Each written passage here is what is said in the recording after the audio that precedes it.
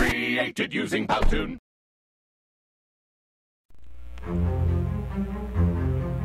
Rebolusyong pangkaisipan. Isa sa mga bunga ng mga pamamaraang makagam ang pagbabagong ginawa nito sa iba-ibang aspeto ng buhay ng tao. Tinawag itong panahon ng kaliwanagan.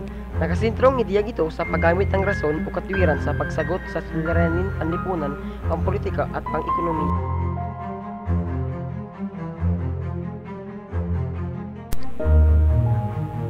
Kaisipang politikal.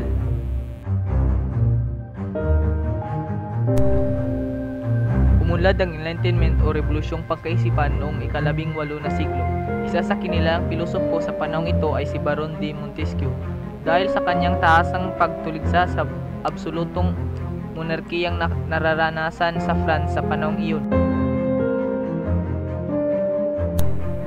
Sa kanyang aklat na pinamagatang The Spirit of Laws, itinalakay niya ang iba't ibang pamahalaang namayani sa Europe. Philosophies.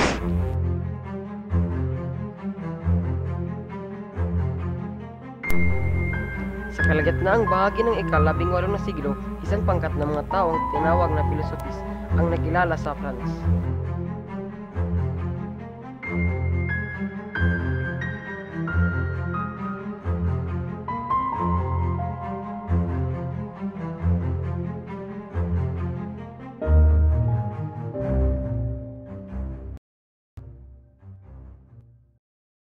Created using Powtoon.